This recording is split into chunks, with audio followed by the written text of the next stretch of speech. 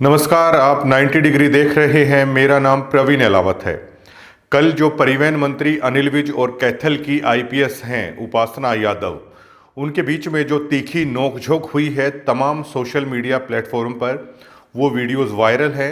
न केवल हरियाणा में बल्कि देश के अलग अलग हिस्सों में भी ये बहुत वायरल हो रही है।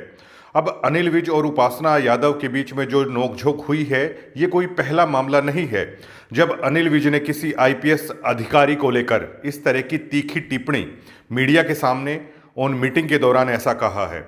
आपको याद होगा, इससे पहले भी संगीता कालिया और अनिल विज के बीच में इसी तरह की तीखी नोकझोंक हो चली थी।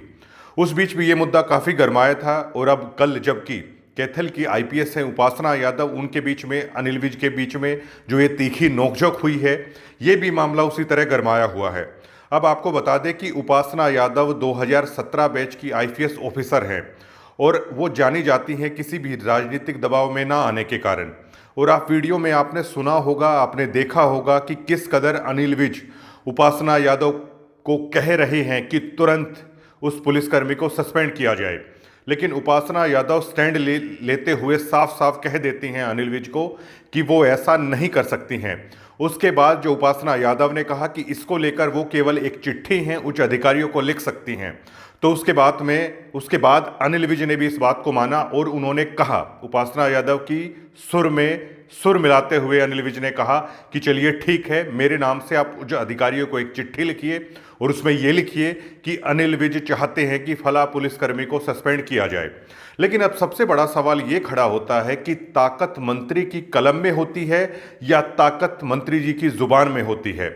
लेकिन जब मीडिया सामने खड़ी हो, वैसे तो ताकत कलम में होती है, लेकिन जो जुबानी हमला होता है उसको वायरल करने के लिए जुबान का ही इस्तेमाल करना पड़ता है, कलम का इस्तेमाल नहीं करना पड़ता है। ऐसा पहली बार नहीं है, इससे पहले भी जो बड़ी अधिकारी थी संगीता कालिया है, उनसे भी अनिल विज की इसी तरह की बहस हुई थी। अब कहीं ना कहीं इस वीडियो को लेकर लोगों के अलग अलग रिएक्शन आ रहे हैं। कुछ लोग इसको इस तरीके से भी देख रहे हैं कि अनिल विज शायद अभी भी खुद को गृह मंत्री समझते हैं कि पुलिस उनके अंडर में ही आती थी।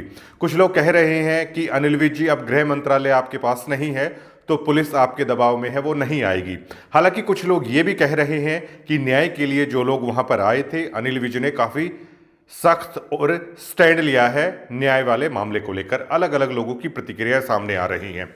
लेकिन एक नेता और एक आईपीएस को लेकर जिस तरह की बहसबाजी सामने आ रही है, शायद इसे कुछ लोग हैं वो अच्छे तरीके से नहीं देख रहे हैं। अब देखिए, एक रिस्पेक्टेड मंत्री का और इतने बड़े अधिकारी के साथ इस तरह की नोकझोंक पूरे पब्लिक प्लेटफॉर्म पर यह चीज़ वायरल है।